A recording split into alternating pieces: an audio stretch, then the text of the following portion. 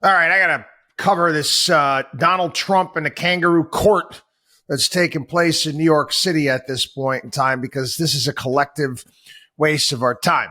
It really is. And again, I'm an equal opportunity basher here on the program. This entire case is BS. It is a kangaroo court. Yeah, Donald Trump, I don't know why he's handling it in the way that he is, but again, it's Donald being Donald. He pulled out a piece of paper during testimony yesterday claiming it would completely clear his name in this civil fraud case. He wanted to show the judge and the prosecutor, in essence, a disclaimer clause from a financial statement in which Letitia James has accused him of lying in her lawsuit. He said if the judge would have it. And I would love to read this, said Trump, Your Honor, if I could. Not at this point, replied Manhattan Supreme Court Justice Arthur Enron.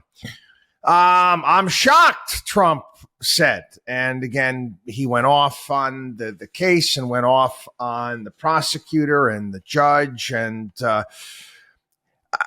again, I think you let the facts kind of speak for themselves. I don't understand what, Donald Trump's doing, the purpose behind his conduct. Again, maybe it's to grab attention. I never know what this guy really wants to do. But the fact remains that they've never tried a case like this before.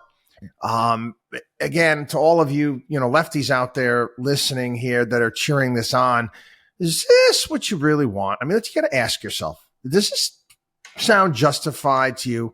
Donald Trump, okay, who is, come on, people. He's probably one of our nation's biggest exaggerators, okay? Everything he's touched, everything he's done is the greatest thing out there. I caught a fish this big, all right? Everything he says, okay, you have to take with a grain of salt. Now, he's going to banks. He's going to banks and he's asking for all sorts of money for this real estate project and that real estate project. And they okay it. And again, he presents his financial statements where he may have exaggerated, and it looks like he did, the size of certain properties, his net worth, yada, yada, yada. Correct me if I'm wrong, but isn't it the bank's job to maybe look in to that? I mean, it's not like Donald Trump has got a squeaky clean history when it comes to business. How many pieces of property, how many casinos, how many companies have gone under his watch? I mean, it's countless, the amount. I mean, it's tons and tons and tons. So you don't think that the banks are aware of who they're doing business with at this point in time? Again, I think they do. And Trump's defense in this is bringing up the fact that every single loan that he took out in regards to, these statements, financial statements that he put out there, every loan got paid back.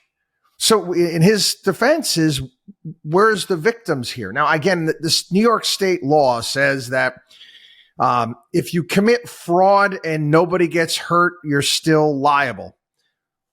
Oh, okay. Again, to me, it's like Donald Trump is driving 60 in a 55, maybe 65 in a 55. Is this really necessary? No. And I don't see eye to eye with Donald Trump on a myriad of things, as everyone well knows here on the program. But this looks like a bit of a hit job. Now, the other cases and the election fraud and this and that, the next thing, what's taking place in Atlanta, I haven't really delved in. I'm tired of it. It just annoys me. It just puts me in a good place to even go bothering wasting my time looking into these things.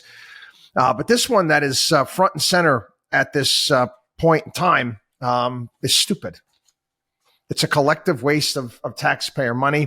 It is a political hit job. But again, I think Donald Trump is using this to his advantage and using this as an excuse not to show up at the debate tomorrow night in Miami. Anyway, my take on it. WatchDog on WallStreet.com.